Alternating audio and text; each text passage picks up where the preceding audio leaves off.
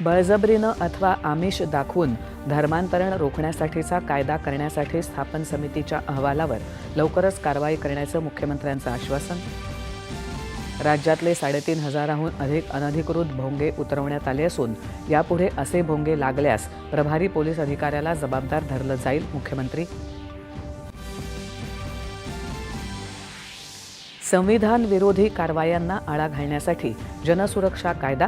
मुख्यमंत्र्यांनी केलं स्पष्ट. विधान परिषदेही जनसुरक्षा विधेयक सादर. राज्यातले सर्व पाणंद रस्ते शेतमालाच्या वाहतुकीसाठी सक्षम करण्याच्या योजनेसाठी समिती स्थापन करण्याची मुख्यमंत्र्यांची विधानसभेत घोषणा. राज्यात दूध भेसळीला प्रतिबंध करण्यासाठी कठोर पावलं उचलली जातील.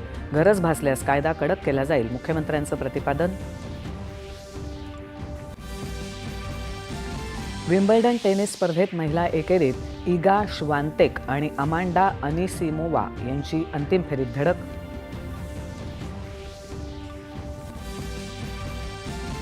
आणि लॉर्ड्स मैदानावर सुरू असलेल्या भारताविरुद्धच्या तिसऱ्या क्रिकेट कसोटी सामन्यात संथ खेळ करणाऱ्या इंग्लंडच्या पहिल्या दिवसअखेर 4 बाद 251 धावा.